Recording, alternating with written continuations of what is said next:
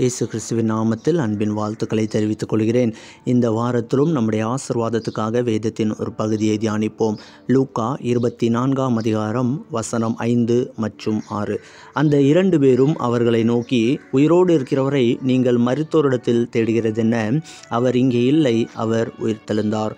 இந்த இடத்துல இயேசு கிறிஸ்துவனுடைய உயிர்த்தெழுந்த சம்பவத்தை குறித்து நம்மளால் பார்க்க முடிகிறது. சில ஸ்திரீகள் அந்த இயேசுவை வைத்திருந்த இடத்திற்கு வந்து அவரை பார்த்து அவருடைய சரீரத்திற்கு செய்யக்கூடிய சில காரியங்களை செய்ய வேண்டும் என்று வருகிறாங்க. ஆனால் அந்த இடத்துல இயேசுவின் சரீரம் இல்லாது இருக்கிறது. அந்த இடத்துல 2 தூதர்கள் உட்கார்ந்துருக்கிறாங்க. அவங்க அந்த ஸ்திரீகளை பார்த்து சொல்கிறாங்க, உயிரோடு இருக்கிறவரை நீங்கள் மருத்துவரிடத்தில் தேடுகிறது என்ன? அவர் இங்கே இல்லை, அவர் உயிர்த்தெழுந்தார். ஒரு ஹியூமனாக, ஒரு மனிதர்களாக நம்ம பார்த்தோம் அப்படின்னா அந்த ஸ்திரீகளுடைய எண்ணங்கள் எப்படியாக இருக்கிறது? இயேசுவானவர் உயிரோடு இல்லை, இயேசுவானவர் மரித்து விட்டார், அவருடைய வாழ்க்கை முடிந்து விட்டது, இப்போ அவர் கல்லறைகளில் இருக்கிறார், அவருடைய சரீரத்திற்கு செய்யக்கூடிய சில காரியங்களை நம்ம செய்ய வேண்டும் என்று அவங்க போகிறாங்க. ஆனால் அந்த இடத்துல ஒரு புதிய காரியத்தை அவங்க கேட்குறாங்க. என்ன கேட்குறாங்க? தூதர்கள் சொல்கிறாங்க, உயிரோடு இருக்கிறவரை நீங்கள் வந்து இங்கே என்ன தேடுறீங்க? அவங்களுடைய எண்ணங்கள் எப்படியாக இருந்து, அவர் மரித்து விட்டார், அவருடைய வாழ்க்கை முடிந்து விட்டது, இனிமேல் இயேசுவானவர் இல்லை அப்படின்னு நினச்சாங்க.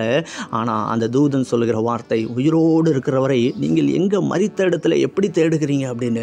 நம்ம வாழ்க்கையில் பல சூழ்நிலைகள், பல சம்பவங்கள், பல விதமான காரியங்களை வைத்து நம்முடைய வாழ்க்கை இப்படி தான், நம்மளுடைய வாழ்க்கை இவ்வளவு தான் அப்படின்னு நம்ம தீர்மானித்து விடுவோம். ஆனால் ஒரு காரியத்தை யோசித்து பாருங்கள், இந்த வேதத்தின் கண்ணோட்டத்தில் அல்லது இந்த இயேசுவின் சமூகத்தில் வந்து இந்த வேத வார்த்தைகள் மூலமாக உங்களுடைய வாழ்க்கையை நீங்கள் கவனிப்பீங்க. ஆனால் நிச்சயமாகவே உங்களுக்கு ஒரு புதிய வழிகளை அந்த தேவன் காண்பிப்பார், ஒரு புதிய கண்ணோட்டத்தை அந்த தேவன் காண்பிப்பார், ஒரு புதிய வாழ்க்கையை அந்த தேவன் நமக்கு உண்டு பண்ணி கொடுப்பதற்கு அவர் வல்லமையுள்ளவராக இருக்கிறார். அந்த ஸ்திரீகள் மரித்து விட்டார்கள் அப்படின்னு இயேசு நினச்சி அவங்க போய் பார்க்க போகிறாங்க.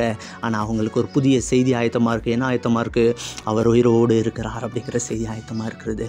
அந்த தேவ சமூகத்தில் அனுதினமும் உட்காருங்க, வேதத்தை படியுங்க, உங்களுடைய வாழ்க்கையை அந்த தேவனுக்கு ஒப்பு கொடுத்து அவரோய் நோக்கி பார்த்து அனுதினம் ஜெபிங்க. நிச்சயமாக அவர் உங்கள் வாழ்க்கைக்கு தேவையான புதிய வழிகளையும் ஒரு புதிய வாழ்க்கையையும் அவர் உங்களுக்கு உண்டு பண்ணி தருவார். ஒரு புதிய கண்ணோட்டத்தில் உங்களுடைய வாழ்க்கையை நீங்கள் நிச்சயமாக பார்ப்பீங்க. அப்படிப்பட்ட கிருபைகளை தேவன் உங்களுக்கு தருவார் என்று நான் விசுவாசிக்கிறேன். இதை தியானியுங்க. இது உங்களுக்கு ஆசீர்வாதமாக இருக்குமே. ஆனால் இதை மற்றவர்களோடும் பகிர்ந்து கொள்ளுங்கள்.